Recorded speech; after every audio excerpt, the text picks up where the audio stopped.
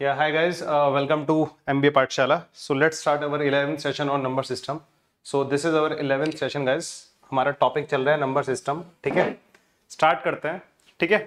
So this session is very helpful for all this exams. अगर आप इनमें से किसी भी एग्जाम को टारगेट कर रहे हैं तो सेशन आप लोगों के लिए बहुत ही इंपॉर्टेंट होने वाला है. ठीक है. This is our official Telegram channel. ये हमारा ऑफिशियल टेलीग्राम चैनल है गाइस. आप लोग इसको ज्वाइन कर लेना. इसका लिंक आप लोग कमेंट सेक्शन में पिन भी मिल जाएगा और डिस्क्रिप्शन में भी इसका लिंक मिल जाएगा सेशन के डिस्क्रिप्शन में. जिन लोगों ने अभी तक YouTube चैनल सब्सक्राइब नहीं करा है वो YouTube चैनल सब्सक्राइब कर लेना और इस सेशन को मैक्सिमम आप लोग शेयर कर देना. ठीक है. या सो बच्चे स्टार्ट करते हैं. लास्ट क्लास में हम लोगों ने इन सम स्पेशल नंबर्स के बारे में डिस्कशन किया था. Smallest 3 digit prime number, largest 3 digit prime number, smallest 4 digit, largest 4 digit. फिर हम लोग प्रोडक्ट ऑफ फैक्टर्स के बारे में थोड़ा सा डिस्कशन कर रहे थे. ठीक है. मैंने 2 क्वेश्चंस कराए भी थे आप लोगों को प्रोडक्ट ऑफ फैक्टर्स के वाले.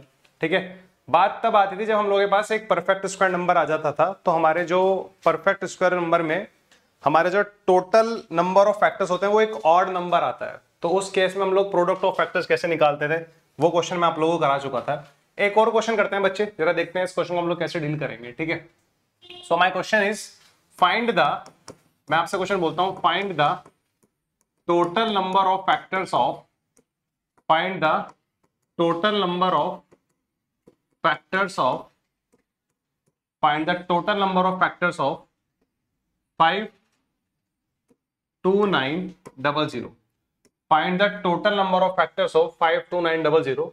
So this is my question and हम लोगों को टोटल नंबर ऑफ फैक्टर्स नहीं निकालना, हमें प्रोडक्ट ऑफ फैक्टर्स निकालना है. Find the product of factors. ठीक है. We have to find the product of factors guys. ठीक है. तो हमें क्या निकालना है? Product of factors of 52900. Product of factors भी अगर हमें निकालना होता है तो वो सारा का सारा किस पे डिपेंडेंट करता है? टोटल नंबर ऑफ फैक्टर्स पे डिपेंड करता है गाइस. ठीक है. तो सबसे पहले अगर मैं 529 की प्राइम फैक्टराइजेशन करता हूं, अगर सबसे पहले मैं 52900 की प्राइम फैक्टराइजेशन करता हूं तो दिस इज नथिंग 23 इंटू 23 तो 529 होता है. हमारे पास 2 जीरो भी हैं तो हम उनको 10 इंटू 10 बोल सकते हैं. मुझे नहीं लगता किसी को यहां तक कोई प्रॉब्लम होगा. ठीक है बच्चे. इसको मैं बोलने वाला हूं. देखो 10 कितना होता है हमारे पास? 2 इंटू 5 होता है.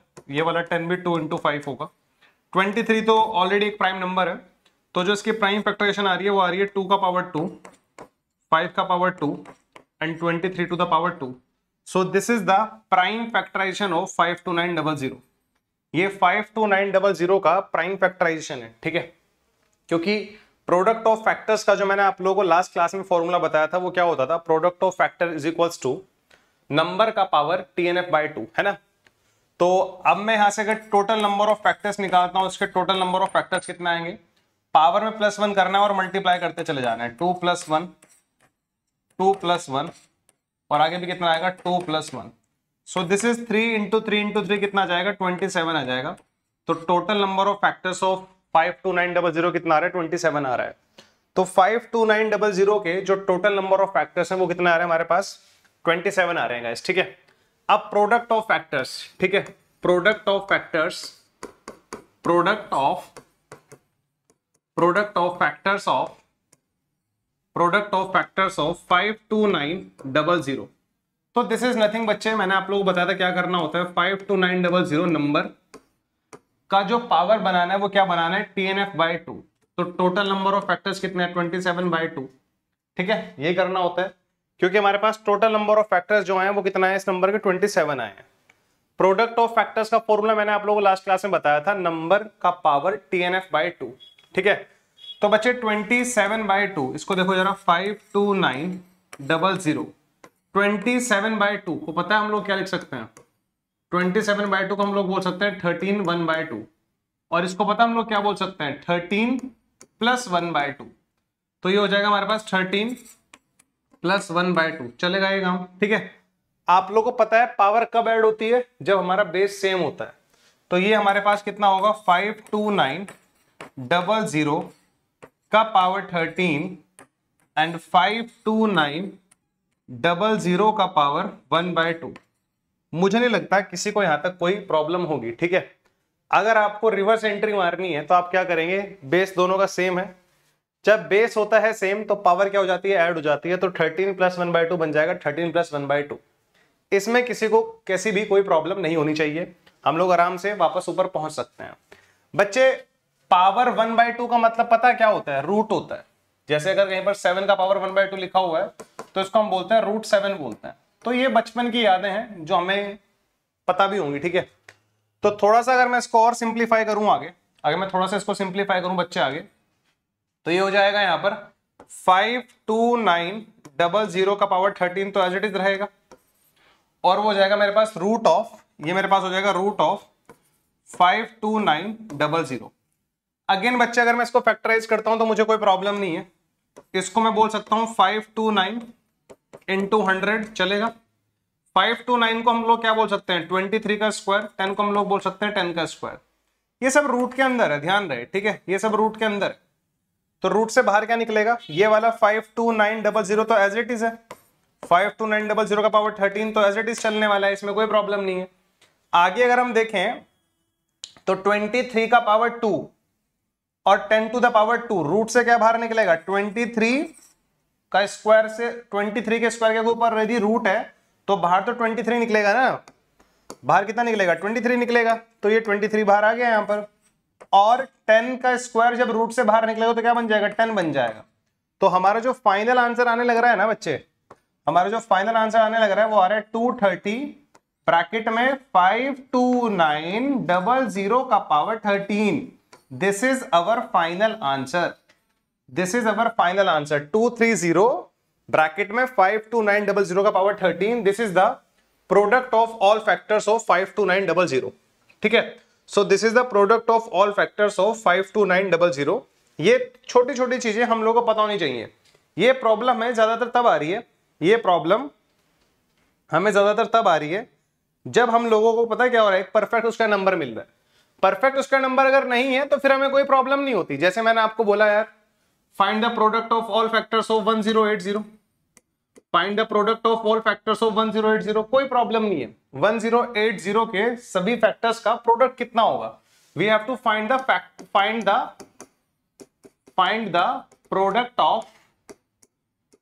Product of all factors of 1080। 1080 के सभी फैक्टर्स का प्रोडक्ट कितना होगा ये मुझे बताना है, ठीक है। तो बच्चे हमारे लिए बड़ा इजी है, हम लोग बिल्कुल इसको पहले TNF निकालेंगे, ठीक है। तो 1080 को थोड़ा आप ओरली फैक्टराइज करो। आप इसको क्या बोल सकते हो? 108 इंटू 10 आप बोलोगे इसको। 108 हमें पता होना चाहिए कितना होता है, 27 इंटू 4। 27 इंटू 4 कितना होता है? 108 होता है। तो दिस इज 27 इंटू 4। 10 हमारे पास कितना होता है? 2 इंटू 5 होता है। थोड़ा सा ध्यान से देखना, ये भी 2 का पावर 2 है, ये 3 का पावर 3 है, 5 का पावर 1 है। तो ये बन गया हमारे पास 2 का पावर 3, 2 का पावर 2, 2 का power 1, 4 is 2 to the power 2, 2 का पावर 1 ही रहा तो 2 का पावर 3।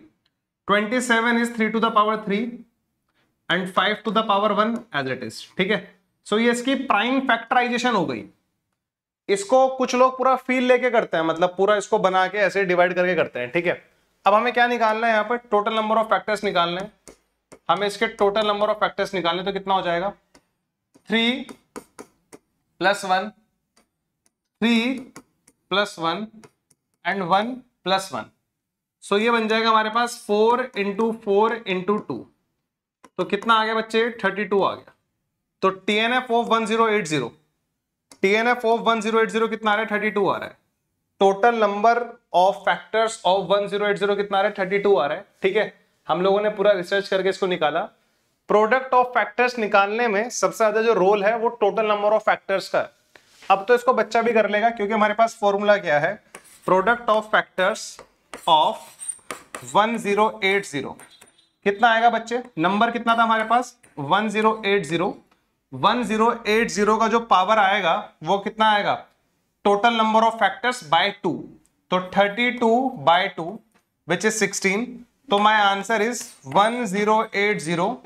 1080 का power 16 which is our answer, ठीक है। आई होप आप लोगों को ये बात समझ में आने लग रही होगी, ठीक है।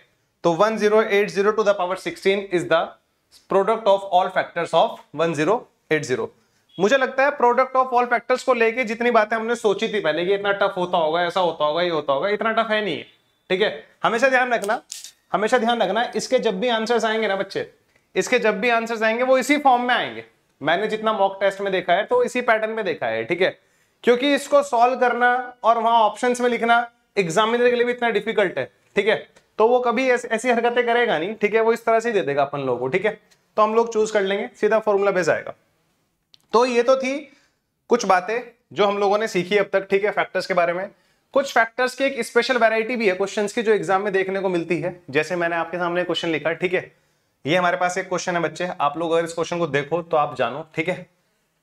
एक बार आप इस क्वेश्चन को रीड कर सकते हो कि सर ये क्वेश्चन क्या है, एक बार आप इसको देख सकते हो।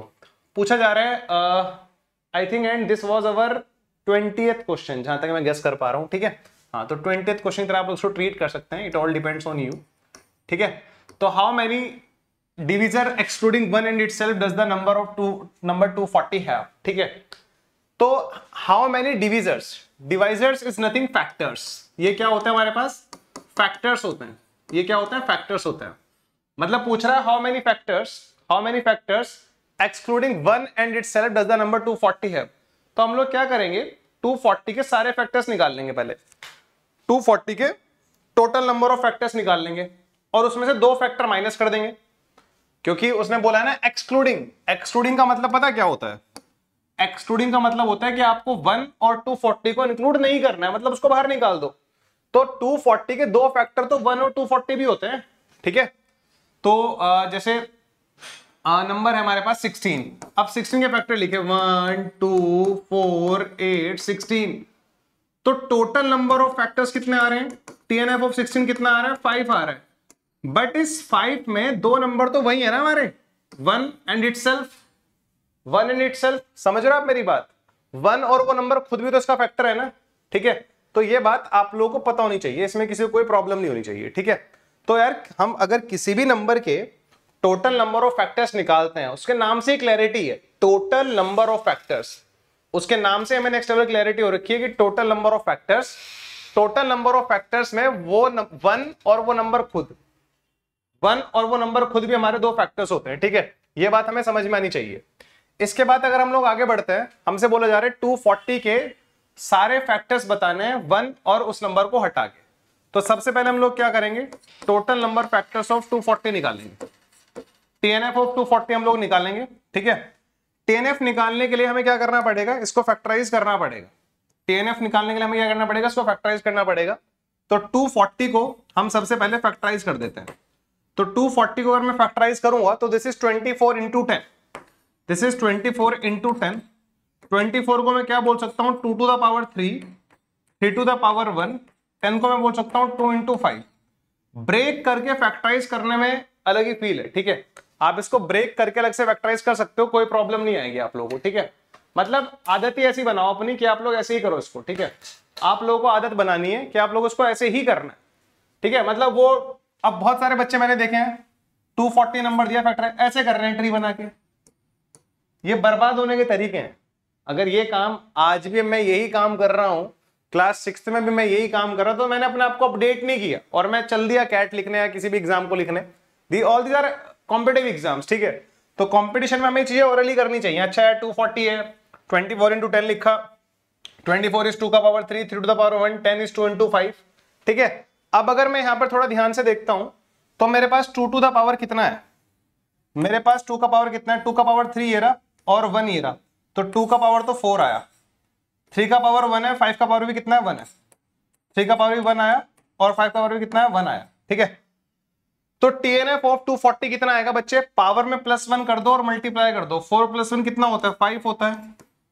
1 + 1 कितना होता है, 2 होता है। 1 + 1 कितना होता है, 2 होता है। सो दिस बिकम्स हमारे सामने 20, ये हमारे सामने आया 20।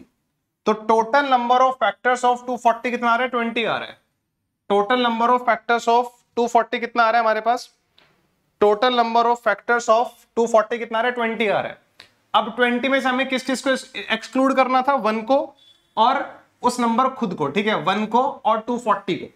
तो करना क्या है हम लोगों को, यानी कि 2 फैक्टर्स हटा दो। 1 एंड इटसेल्फ का मतलब क्या है, इटसेल्फ बोले तो 240 खुद, तो 2 फैक्टर हटा दो। इसमें टोटल फैक्टर यदि 20 है और 20 में से तुमने 1 को भी हटा दिया और 240 को भी हटा दिया, तो 2 फैक्टर्स तुमने हटा दिए, तो अवर रिक्वायर्ड आंसर इज 18। हमारा जो रिक्वायर्ड आंसर होगा कितना होगा, 18 होगा। इस क्वेश्चन को कराने का यही मतलब मोटिव है कराने का इसका, कि यार इस तरह की लैंग्वेज से आप लोग फैमिलियर हो जाओ, इस तरह की लैंग्वेज से आप लोग फैमिलियर हो जाओ, इस तरह की लैंग्वेज में आपको कोई प्रॉब्लम ना आए, ठीक है। ये इसका मोटिव था कराने का, ठीक है, और कोई इसमें कोई दिक्कत नहीं है। तो पता होना चाहिए एक्सक्लूडिंग वन इन इटसेल्फ। इस तरह के क्वेश्चंस मैंने मॉक टेस्ट में आते हुए देखे हैं, मैं आपको पहले ही बता दूं, इस तरह के क्वेश्चंस मैंने मॉक टेस्ट में आते हुए देखे हैं, ठीक है। जब मैंने बहुत पहले टाइम के मॉक टेस्ट का एनालिसिस कराया था, तो तब मैंने देखे थे क्वेश्चन, ठीक है। अब जैसे ये क्वेश्चन क्या कहता है भाई, जरा देखना, ठीक है, ये देखना जरा, क्वेश्चन कहता है इन हाउ मेनी वेज, इस नंबर को तो मैंने अभी फैक्टराइज किया था, मुझे याद आ रहा है, ठीक है। हाँ, in how many ways can the number ये be written as a product of two different factors, can be written as a product of two different factors. पहले लैंग्वेज समझो, इस क्वेश्चन की लैंग्वेज क्या है, मैं आपको लैंग्वेज से थोड़ा फैमिलियर करा देता हूं। पहले इस क्वेश्चन की लैंग्वेज क्या है बच्चे, ठीक है। अगर इस लैंग्वेज की बात करें, जैसे मैंने आपको बोला यार मेरे पास एक 36 नंबर है, 36 नहीं 24 लिया मैंने नंबर यहां पर, ठीक है। परफेक्ट उसका नंबर इन ले रहा शुरू में, आप लोग थोड़ा दिक्कत में आ जाओगे, ठीक है। 24 मैंने एक नंबर लिया, अगर मैं 24 की फैक्टराइजेशन करता हूं तो this is 1, all these are factors, factors लिख रहा हूं इसके 1 2 3 4 8 12, ठीक है, 6 भी तो आता है, 6 8 12 24, ठीक है। All these are the factors of 24। मैं आपको बोलता हूं मैं कितने तरह से इन फैक्टर्स का यूज करके, मतलब मैं कितने तरह से इन फैक्टर्स का यूज करके 24 बना सकता हूं, मल्टीप्लाई करना है मेरे को, ठीक है, as a product of two factors, ठीक है। 24 as a product of two factors कितनी तरह से बन सकता है, as a product of two factors. तो देखो मेरे पास पहला तरीका तो ये, पहला तरीका है कि आप लोग 1 इंटू 24 कर लो, आप 24 मिल जाएगा आपको। आपके पास दूसरा तरीका क्या है, आप लोग 2 इंटू 12 कर लो, तब भी आपको 24 मिल जाएगा। आपके पास तीसरा तरीका क्या है बच्चे, आप 3 इंटू 8 कर लो, आपको तब भी 24 मिल जाएगा। आपके पास चौथा तरीका क्या है बच्चे, आप लोग 4 इंटू 6 कर लो, तब भी आपको क्या मिल जाएगा, 24 मिल जाएगा। तो मतलब मैं दो फैक्टर्स को मल्टीप्लाई कर रहा हूं तो क्या बन जा रहा है, 24 बन जा रहा है। ये प्रोडक्ट ऑफ फैक्टर्स में आप लोगों को थोड़ी सी बात समझनी थी जब मैंने प्रोडक्ट ऑफ फैक्टर्स आपको पढ़ाया था, ठीक है। जैसे आप लोगों ने 1 और 24 का मल्टीप्लाई किया तो 24 बना, 2 और 12 का मल्टीप्लाई किया तो 24 बना, 3 और 8 का मल्टीप्लाई करा तो 24 बना, 4 और 6 का मल्टीप्लाई करा तो 24 बना। अगर आप थोड़ा सा ध्यान से देख पा रहे हो तो जितने मेरे फैक्टर्स हैं, there are 8 factors of 24, there are 8 factors of 24। हर दो फैक्टर को मल्टीप्लाई करके मैं इनमें से मैं दो फैक्टर चूज करूंगा, उनको मल्टीप्लाई करूंगा तो 24 बन जाएगा। तो सीधा सीधा इस तरह के क्वेश्चन का आंसर क्या होता है, जितने भी हमारे पास टोटल नंबर ऑफ फैक्टर्स हैं उसको डिवाइड बाय 2 कर दो, हमारा आंसर आ जाएगा, ठीक है।